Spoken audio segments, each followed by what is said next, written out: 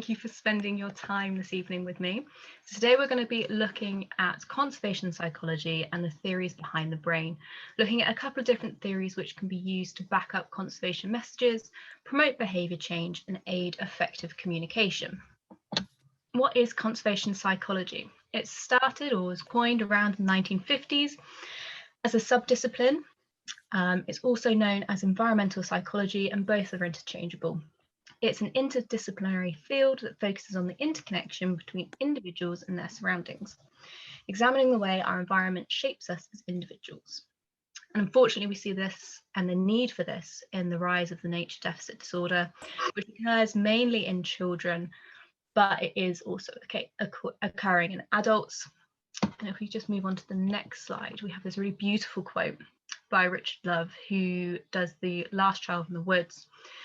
And shows the need for this section of psychology, and we're going to look at some issues and models that we can help to overcome this.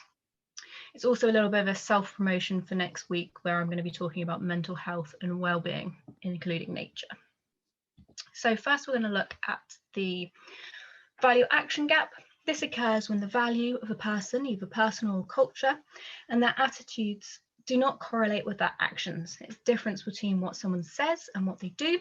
Usually, attitude affects behaviour, which we see in the value belief norm model, which I'll talk about a little bit later. Yet this isn't the case here. We see a large disparity between attitudes. So someone might have a high affinity for nature, but their actions don't match that, so they may not recycle. In 2018, the study suggested that the existence of the gap stems from a learning problem. Learning in the sense of adapting behaviours to fit with an ever-changing environment. And this could be due to people having a lack of resources, a lack of knowledge, or a lack of confidence to align with their actions and their stated concern. So this presentation will be fairly interactive, so we are just going to look at factors that widen the gap. So I'm going to give an example first. The first one here is pre-existing technologies. So if you would just like to take a couple of minutes, either type it in the chat or unmute yourself and suggest other reasons why this gap may exist, and then we'll go through them in a minute. So about 3 minutes or so to have a think, type it in the chat or unmute yourself.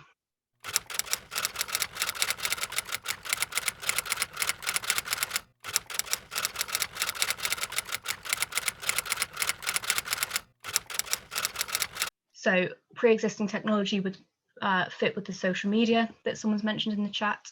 Individual habits, lack of confidence again could fit into that. We also know that habits are very difficult to overcome. If somebody is a smoker or an ex-smoker, they know how difficult that is. And it's normally not considered an obstacle. It's normally considered quite easy to change. We have basic ignorance, resistance to change. For basic ignorance, there are two types of basic ignorance. First is not knowing that it exists in the first place. So in a 2006 study in Australia, there was a lot of people that responded to don't know about climate change, which proves that even in today's society, there is still a big proportion of people that do not know that climate change exists. And the second is what to do about the problem. They might not know what to do, what actions to take, how to do it, and what the benefits will have in the long run to carry out such a change. Status concern, I think someone brought that one up. Lack of discretionary time. It's thought that time-poor individuals satisfy their preference by adopting sustainable consumption practices that require little time. It also inhibits them to be able to foster those environmental behaviours further. So an increase in discretionary time is associated with a reduction in the value action gap. So promoting and policies such as a work-life balance could help that. There we go. Tragedy of the commons and anti-environmental social norms. So things like environmental social norms are things like our coffee cups. We take reusable coffee cups with us to get a discount, whereas actually the environmentally social norm would be to charge people for using single-use plastic and takeaway cups that we normally have. So I'm just going to quickly go on to greenwashing. So this is the idea that companies coin false impressions and hide behind environmentally friendly ideas, making their product sound more environmentally friendly than it is. In the UK, we use 4.7 billion straws annually, when it only actually accounts for 0.025% of marine litter. Businesses know that if they address the straw issue, they will be perceived as green. 2009, it was revealed that McDonald's new paper straws were actually non-recyclable. So thinking about the last slide that we just looked at, where would greenwashing fit into? Again, you can use the chat or unmute yourselves. Anti-environmental social norms, status concern is a massive one, especially because greenwashing is seen as something that's quite a high status to have.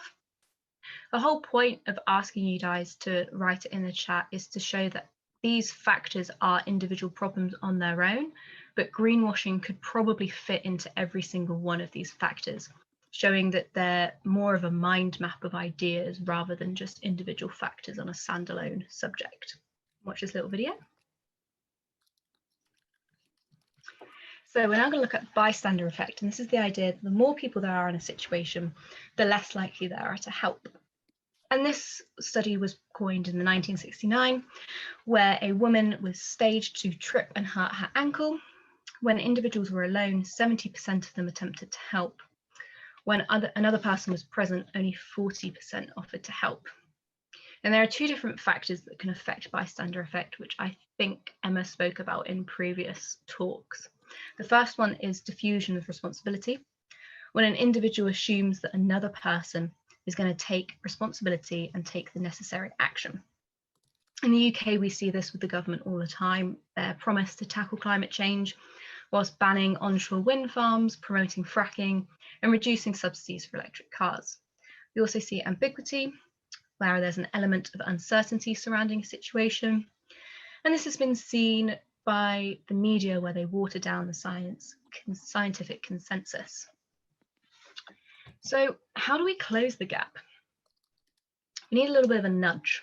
If people want to alter their behaviours, they tend to really want to try and make a difference. So we see this, if people are interested in eating healthy, they tend to buy healthier food. If you were owning a shop or a cafe, you would put the fruit or the healthier food in eye contact with them, and put the cookies on a lower shelf, and therefore they would buy healthier food and carry out that action. So we're going to look at two separate models that look at targeting behaviour from education and outreach staff. The first one is the theory of planned behaviour, which encourages specific behaviour change. And then we're going to move on to the value belief norm, which is a theory for building environmentally responsible behaviour. And I say this from an education point of view, as an educator, as someone who provides, improves knowledge and develops skills, because I think all of us on this call will probably be an educator in some form, because we are providing information and we want to help people understand and learn. That's why I've included the quote, I'm not a teacher, but an awakener. So moving on to the theory of planned behaviour. Again, as I mentioned, to encourage specific behaviour change. So it's based on the ideas that belief form the foundation of attitudes. So attitudes is what an individual holds towards a certain behaviour, and it's usually more than one belief. So this element, the attitudes element, is the sum of all those beliefs. In 2003, there was a study done on behaviours of boaters near manatees, and some of their attitudes included boat speed, manatee injury, and manatee population. And these were suggested to influence their behaviour. We then have subjective norm, cultural beliefs, social norms, group beliefs. Opinions of others and others around you can influence your attitude towards a behaviour. For example, if my father liked people that act like this, I am more likely to act like that. We then perceive behavioural control. How easy or hard is this behaviour to do? Is it within my comfort zone? Can I actually do this? And all of these together will form intention, which is the predecessor of a behaviour. The fourth factor, which is highly related to the value action gap, is circumstance. So somebody could believe that they should recycle, but if there are no recycling facilities around them, then circumstance stops that behaviour from occurring. In 2002, there was a survey done on attitudes and preferences of people that hunt and other people that use that ground, so outdoor recreation and wildlife watchers. Each group perceived that they would receive a variety of different benefits from their chosen activity and held a different perception about the value of the other behaviours. supporting the theory of planned behaviour because the respondents preferred activities they thought were supported by important others, they believed were feasible, and would lead to a favourable outcome. These differences between the groups could be due to political differences, worldwide views, and experiences. Again, similar to those ideas that we're looking at with the value action gap factors. So from an education point of view, we'd want to develop different messages and materials to most effectively motivate each group to encourage pro-environmental behaviour. We're now going to look at the value belief norm model. I'm sorry if this comes up a little bit fuzzy for people. This is from a book. And this was coined by Paul Stern in 2000. He suggested that people are motivated to undertake responsible environmental actions from a personal sense of obligation or norm, which is based on their beliefs about the environment in general, specific problems or threats to the environment, and their ability to reduce those threats. These beliefs are influenced by values that individuals hold and are a unique mix of three: biospheric, altruistic, and egoistic. And each value is sort of a predisposition to make the certain beliefs and attitudes more likely. So, for example, a nurse or a social worker has a strong altruistic value, which makes them more likely to believe that they can relieve suffering, they can empower individuals, and they can improve society by helping others. An environmentalist would tap into their biospheric value to hold belief about the role that people have concerning the planet, the severity of the ecosystems around them, and the promise and action to reduce those threats. You can also see it from an egotistical point of view. Protecting the environment provides clean air and recreational opportunities, as well as a future for their children. Because these values are the foundation on which beliefs and norms rest, some educators stress the need for programs that strengthen and support biospheric values among young children, as we know that positive experiences in nature, especially with those that cherish nature, can help establish care and concern about the environment that will be part of their future decision making. We do not know at what stage this stops, at what age nature can help cultivate these ideas, and what else may help cultivate the experiences. With this in mind, on our walks, on our Plover walks, we need to think about whether or not we can target and engage with a younger audience as well as our normal audience, to be able to encourage them to witness people that care for nature and encourage those values to shift. This model also suggests what an educator might do to encourage action in adults. We might remind people of their concerns for the environment, the adverse consequences of inaction, and their responsibility to do something. I've just gone through a couple of different models and a couple of different ideas from an environmental education point of view. However, there is very little research combining all of these different theories and ideas together. Normally, it's just one theory that is then researched and continued and followed up. We have to remember that there are reasons behind people's lack of environmental behaviour and encourage change through promoting beliefs and attitudes that will affect their behaviour and tapping into different values to engage in a larger audience. However, this cannot be done if circumstance is not right. We have to understand what circumstances there are in different environments and different groups within the sections that we're walking. And we have to ensure that we close that gap before we try and attempt any behaviour change and tap into any beliefs and attitudes that they could hold. So anybody got any comments or questions or wants me to go back over any of the slides? Thanks a lot for that. Feel free to unmute yourselves if you have any questions. I have not so much a question, but I wanted to add something on the, you were talking about that a lack of time can be quite an important factor. Mm-hmm. And I just happened to have read a very funny study on that, quite an old study, I believe, where they had a group of students, and one of them was given access to the story of the Good Samaritan, So they kind of talked about the story of the Good Samaritan and in their seminar and focused on that sort of topic. And the other group was given some kind of other story that didn't have anything to do with helping others. And then afterwards, these groups were again split in different groups, and they were told they had to go to another building at the university to register for something important or the other. So they thought it was, they weren't aware that they were being tested, basically. And one of the groups was told, you have to go over there, but you don't have to be there until in 30 minutes time, so don't stress about it. The other group was told, you should go over there now, because in about 10 minutes you'll have to be there to register. And the other group was being told, oh, you're basically already late, so you really need to hurry. And they all needed to, so then they needed to go to this other place, and there was an actor on the way who had pretended, who was just lying in a doorway and was obviously unwell.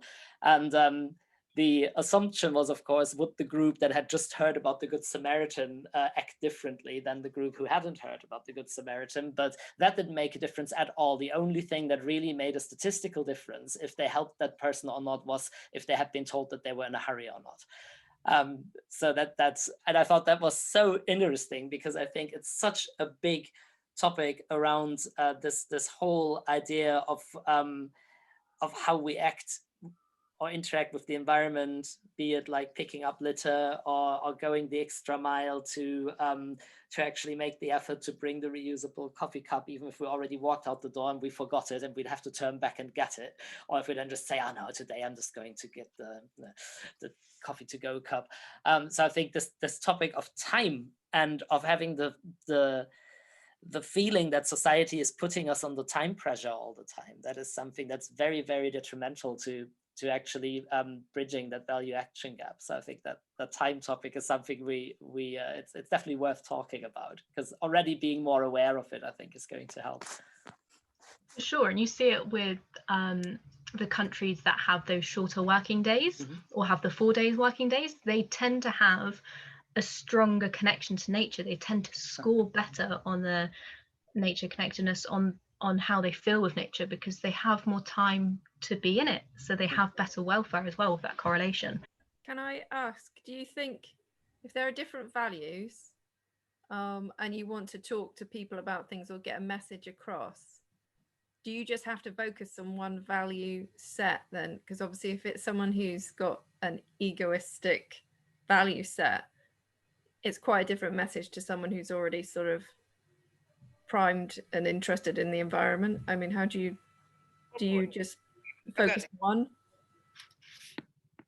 I think that's really interesting. I think if it's, say it's a big group and you've got like 3 different people that each have all of these values, you're actually going to want to tend to focus a little bit less on the person that has got that biospheric value, that connection to nature. But they all would have that value there, an underlying value, because they've all turned up. But you'd still, it's very easy to be able to fit all of those values in. So, you know, if you tap into that egoistic self, it's like, well, you know, we're breathing fresh air and that's good for us, and that's going to make it better for yourself personally. And isn't that great? Don't we all enjoy being out in nature because it makes us feel great? And then you can swing on to an altruistic value of how beneficial that area, say it's I do a lot of work in Cornwall, so say if it was nuclear, you could then talk about the wave project that works with people, and then you go, okay, well, this environment also tailors for somebody else as well. So there you've tapped into that caring side of somebody, and then you're talking about nature anyway, so then you're tapping into that biospheric value automatically. So I don't think it's difficult to do. I think it's quite easy, and I think you will probably do it without realizing a lot of the time. But I think the difficulty is getting those people with those very strong values, those egotistical values, to come along in the first place. That's probably your main issue. Probably the main interest is if people aren't interested, then actually that's quite a leap, in fact, for them. As you say, if people are already engaged, they'll be there, won't they, to a certain extent? And is it worth actually focusing on the people that aren't interested in a way? So you focus on people that are more likely to build up a better understanding and interest, rather than going for the people that are furthest away in terms of their interest. And I think that's why we include the value action gap in it, because people can have an interest and they can think it's really important and have that connection to nature, but they've got all of these other factors going on in their life, which means that they might not actually be able to accomplish them. So if you only ever focused on people that were environmentalists, they've still got all the other factors going on just like everybody else. So yes, they might be able to overcome those barriers and be able to recycle and engage with the public and do charity work, but these other people have still got a way to go. It's like, what do you want to promote? Do you want a select few to do really a lot of environmentalism and do the best possible quality that they could, or do you want a lot of people from a lot of different mixes and different values to do a little bit here and there, and the sort of, as to quote, every little helps? And that's what you've got to try and figure out, and that's not something that I think anyone can tell you what to do. I think that's how you work as an educator, that's how you work as a company. It's probably an organizational decision to a certain extent who you tailor your messaging to. I think what I found quite interesting in that respect was that I did some work with a local charity working around food waste and reducing food waste. And we just gave away a lot of food that supermarkets had sorted out. And we ended up, and it was just open to everyone, but we ended up serving a section of the community who were quite challenged as far as their monetary situation went. So they were actually people who really needed the food. They didn't care about food waste initially, but they cared about putting food on the table. But then when they were there and we talked to them about food waste and about then also about carbon footprint and all sorts of more behind the scenes thoughts behind the project, they actually were really interested. And it was basically that was for them a pathway to actually realizing that it was something that concerned them, where normally their circumstance would be such that they would think, well, I can't be too bothered about these environmental topics or whatever because I'm worried about putting food on the table. But then when you kind of found this you got this little foot in the door, and then you started talking to them, it actually turned out that yes, they did have the interest, but the circumstance just didn't allow them to normally engage more with environmental topics. So I think that's just an interesting that was just a very interesting experience, because I had not before talked about environmental topics to such a segment of society, and I was quite happy that they were so open towards it, because I think sometimes we, as educators, we might be quite prejudiced against certain segments as well. For sure. And I think a lot of times people forget that people have other intentions to come somewhere. So like I used to run a marine centre in Polzeath, and people didn't want me to tell them all the negative things that were happening on the beach because they were on holiday. They were having enjoyment and fun. So then I had to go out and do fun things with them. I had to build sandcastles and, not engage in a scientific sense. But then, on a rainy day, they would come back, and that's where I'd then speak to them about, all the detrimental and all the rubbish that I'd found and be able to start promoting that message. And it was almost like you have to hook them, and that's sort of the whole point of having the belief norm model there, is that people have different values, and that's how you can hook somebody in, is that you have a different angle. If they're not engaging with you on your facts and figures about the environment, okay, well, let's try another one. It's just giving you another notch in your tool belt to be able to use when you're engaging with people.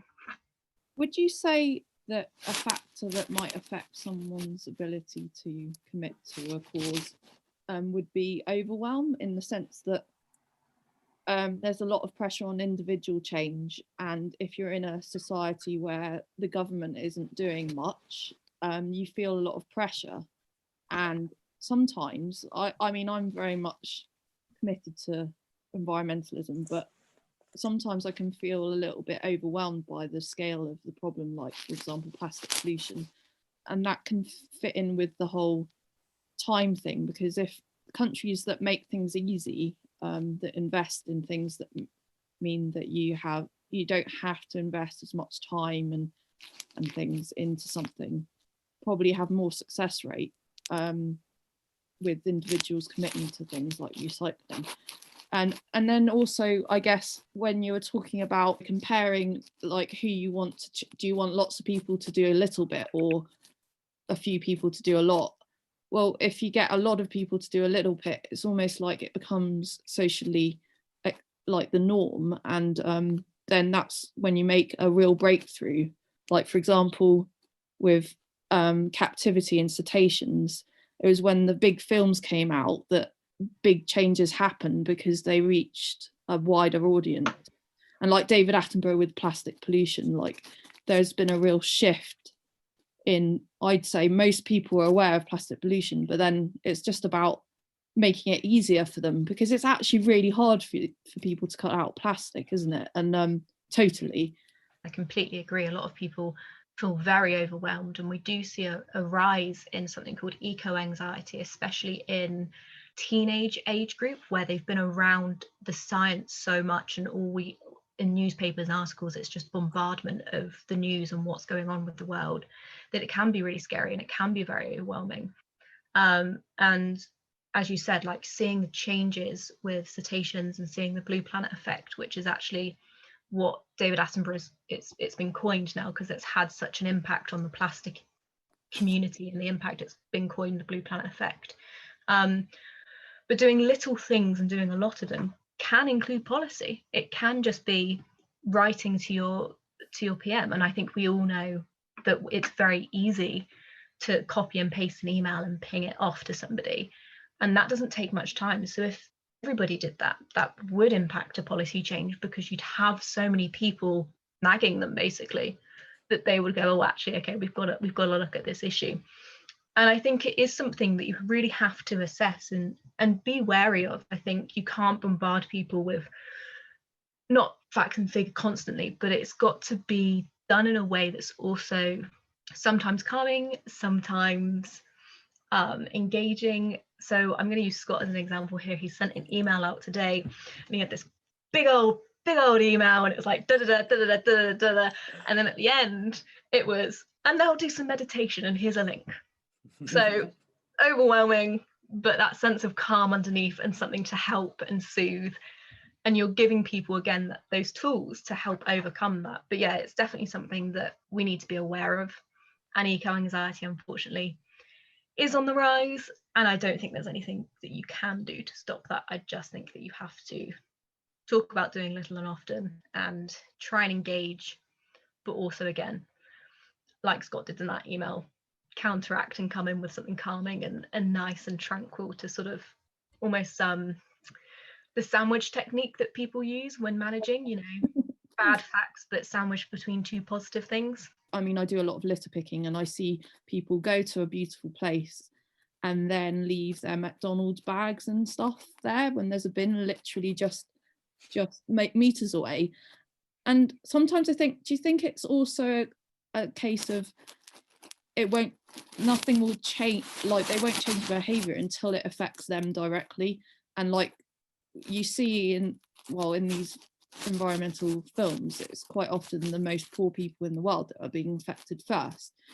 And is it maybe a case of it seems like it's always in the future, you know, climate change, disaster, blah blah blah, and it's almost like, you know, like strange analogy, but if you're drinking, you don't really think about the hangover, and you just drink, and then it's like if people had the pain of straight away of what they, you know, the consequences, would that change their behavior maybe? Yeah, completely. No, completely, because it's almost like, you know, people don't I'm a very, very big person on that. So I work on the beach a lot, as you say, and you know, there'd be someone that would leave their litter that was about to get washed away, and they would literally see me march down to the beach, walk into the water and pick up the litter that they've just left behind, walk over and put it in the bin. And then they'd see that actually that's not tolerated on this beach, and then they would change their behavior. Obviously the next time that happened it wouldn't. And it's the consequence of inaction. It's the diffusion of responsibility. It's almost, well, it's not going to matter if it's just me doing it, because it's just me and I'm one person, and everyone else uses the space or the park, so surely it won't affect that many people.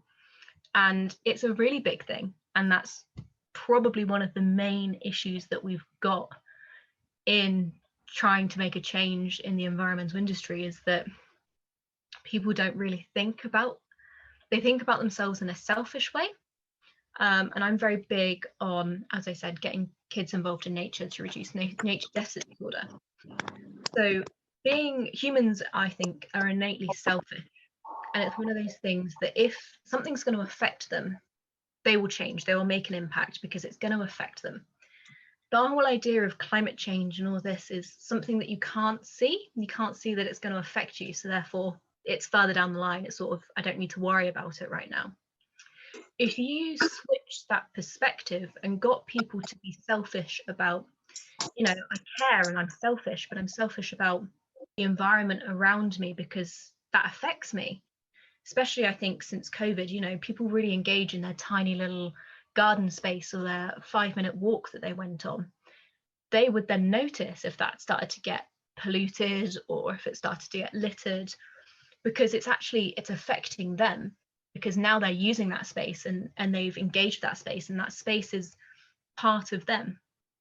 To change that selfishness that we have to include nature would allow people to then act upon it, because you wouldn't if you were using a space. Let's take the lockdown, for example. If you're using a park space and you see someone drop your litter, you're probably more likely to say, excuse me, do you mind picking that up? Because you're also using the space a lot more regularly than you would do normally, and you don't want that to affect your walk. Yeah, for sure. And I think it's one of those things where, like, if a lot of, you'll probably find that people litter more or destroy nature more the further away they are from their home. So, you know, if someone goes to the beach and they're not local to the beach, it will be a mess. The locals will never leave it a mess, because that's their beach, that's where I walk my dog, that's where I go, that's my space. So therefore they won't, there's probably some stats on it, but you probably are very unlikely to find people to ruin their own natural space. And that's what I mean by it's become part of their selfishness, it's become part of who they are. Whereas if you've traveled there, you're so happy, like it's so easy to just dump it because it's not my space. And especially the beaches in the UK, most of the time we have paid people to pick up after people, and that's the issue, is that they have that diffusion of responsibility because they know it will get picked up. Unfortunately, it works really well if you have little people doing the litter pick, because I've had so many children out with me while I'm doing them and doing school activities and things, where they will automatically pick litter up because they're local and that's their beach and they know what to do. But if they go up and pick something by someone that's a tourist, they instantly feel that shame, because a child has that sense of responsibility and that sense of norm to pick up rubbish next to them, and they will have no shame in doing it. And they'll be, and I've had kids that have huffed and been like, oh, isn't this disgraceful, and put it in the bag and walk off, and I'm just like I'm like, okay, great, but they never did it again. I love those little warrior kids, eco warrior kids. Brilliant. Yeah, I think it's also a normalization of the amount of litter is also a big topic that I find in areas where there just is a lot of litter, and people kind of don't even really seem to see it. Like I noticed that a lot on urban beaches, not in the UK, but in the south of Europe, that families would come to the beach. There was already quite some litter at the beach. They'd have their picnic there, and then they'd also leave the litter, but they also didn't seem to mind setting up their picnic in the first place, right beside someone else's litter. So for them, that litter seemed to be so much part of the natural environment that they didn't even really maybe register it. Because I would never set my picnic up like right beside the mess that someone else made without cleaning that mess away.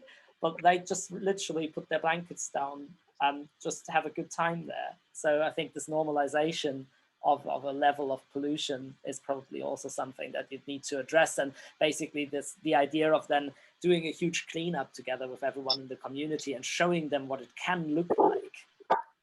And what it should look like. Yes, exactly. and giving them this idea at all. And then they're like, wow, I've never seen it like this. Like this, I mean, the insane level of that would be this beach in India that this guy cleaned up, which was completely covered in plastic, and then the turtles came back and nested on it after they cleaned it up. Brilliant. But, yeah, so I think that is also something to address. I'm curious as to like, is there any research or have there been any studies to kind of assess that effect in terms of education or social or I guess financial level? Because I worked on a project out in Madagascar and marine conservation over there. We did lots of beach cleans and litter picking because there's nowhere to dispose of waste there. Either goes into the landfill or the local villagers would just chuck it on the beach and be walking along. And as you said, the local village kids would love to come along with us, picking up the rubbish, helping us clear up, which was amazing. But the adults they did not feel the guilt. They did not care. They just carry on throwing it. And they'd say, why do you pick it up? The sea will take it away. Just leave it. It's not your problem. And they just, obviously they didn't know any better, didn't understand it, but like other, I guess, research or studies into tackling that, because obviously you can't tell them when they've got no actual waste facilities that they can't do that, because what else are they going to do? They're not going to keep it in their houses. And also, like, what difference is it going to make you telling them they can't do it? Yeah. If someone tells me I can't do it, I will definitely go and do it. Like, you know, we all have that psychology in us. There are lots of research. I'm not sure if there's research on looking at like wealth disparity between the positive effects of it. There's definitely research on the impacts it has on children and making them, you know, I don't like going to the beach because there's rubbish, and then after a little pick they tend to like going to the beach because it's fun and they can play and it's not as dangerous. There's definitely research on that. Yeah, no. I wonder if it also has to do with the sort of hierarchical position of kids, where I think in our society, Sammy, like you said, kids are in a way almost a holy thing. Like if they do something, like you said, there's a huge shame issue. If a grown-up throws down his can of beer and then a kid comes and picks it up and puts it in the bin, it's like, oh my God, you know, that there's a very, kids are in a way very valued, I think. And it could be that in other contexts it would be very clear to the grown-ups that they're the ones who have the knowledge and who have the power, and that kids are just these silly little beings, you know, and they're doing something silly like picking up litter from the beach, which obviously is an insanely stupid thing to do, because, you know, why would anyone do that? And it's just clear that they're right because they're the grown-ups and they have the knowledge. So I think it also probably has to do a bit with the status of how we see kids and how important actions are to us that kids do, I could imagine. And most definitely. There was like culture. A complete hierarchy of like village chief, village elders, village this, that, the other, and literally, the kids were right at the bottom. So that definitely makes sense. That's so interesting to consider. Yeah. There's just a question in the chat. I don't think that has been covered. So I think these are two questions. One is the psychology of policymakers themselves, and the other one is, what do we do with issues that are much harder to communicate than litter or other topics that the media covered? I think this is really interesting, and I think Sally's talk touches a lot on sort of equality, and especially within environmentalism, because most of our policymakers come from a middle/upper class society and won't have experienced the hardships that come with, you know, they'd be like, oh yeah, of course we recycle, of course we get zero waste products, because they can afford to do that, and it's something that's within their power. So I don't think that they probably see it as an issue. And this is also interesting regarding policies as well, is looking at how you value nature and the economic price you can put on nature, and whether that can aid policies and push policies forward, especially in the sense of like ecosystem service values. Natural capital. Yeah, natural capital. That's really interesting. And I think without those facts and figures, policies tend to fall through. However, you have Surfers Against Sewage, who is a charity down in Cornwall, have really pushed for water quality recently, and that's managed to get through to policy level, and that's really making an impact. And that was quite popular in the media because you had a lot of people. So the whole point of Surfers Against Sewage is it's looking at like the waste and the runoff and the sewage spills that we get around Cornwall from the rains, and that impact on surfers, local communities. And they had an app that looked at water quality that was used pretty much by every surfer. And then they also had a lot of popular and very well known environmentalists and surfers backing the campaign. And that made it known, and then people pushed that, and then it got into policy. Yeah, so basically the key is to make something that initially is invisible, to make that visible. For sure. And I think with like things like the microscopic organisms, I think we've all seen the one on germs and the at-home school one of putting soap on your fingers. So it's finding ways to make it, as Scott says, visible, and it's difficult to do, but there are some really good campaigns out there that have been doing it well. And also plastic and litter wasn't a visible issue years ago, and that was the problem with it. Plastic wasn't an issue, so then we've made it an issue and it's now visible, but by doing it, and I think it works. And there's an interesting, Caroline says, link it to another issue that people care about, and I think that has been done a lot in the marine plastic discussion, where people tend to care about wildlife, and you have then linking up the dangers to wildlife and the awful pictures of the marine animals that suffer, and then people are more open to this whole marine plastics issue. And I very much remember that after Blue Planet had aired, there was actually a policymaker, or a member of parliament at least, in the following parliamentary session, where they were actually talking about policy regarding single-use plastics, and they ended up passing that policy. And he was actually saying, oh yeah, I watched Blue Planet last night and I was crying. Yeah, and it's also they used charismatic animals, you know, like exactly. WWF uses a panda. Everyone loves a panda. If you make a turtle look really sad, everyone's going to care about a turtle. Again, if you make it about yourself, people are going to care about that issue because it's affecting humans. Microplastics aren't always visible. That is very, very true. But we have things in the engagement community like trommels, which is like a big oiled, it's like a sieve. Basically, you can actually use a sieve, and that will show you teeny tiny pieces of plastic. So that's really easy to use for engagement in any sort, pictures, press, all of that. And also I think it's quite interesting to not have things visible sometimes and get people to explore, because once you've engaged people enough to find something and they found it out themselves, then they're definitely more likely to take that message home and definitely more likely to talk about it, which again highlights the issue. Yeah, and gets people talking.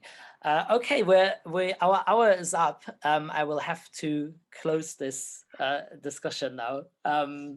But yeah, thanks everyone for participating in the discussion. I thought it was really, really interesting. Thanks, Sammy.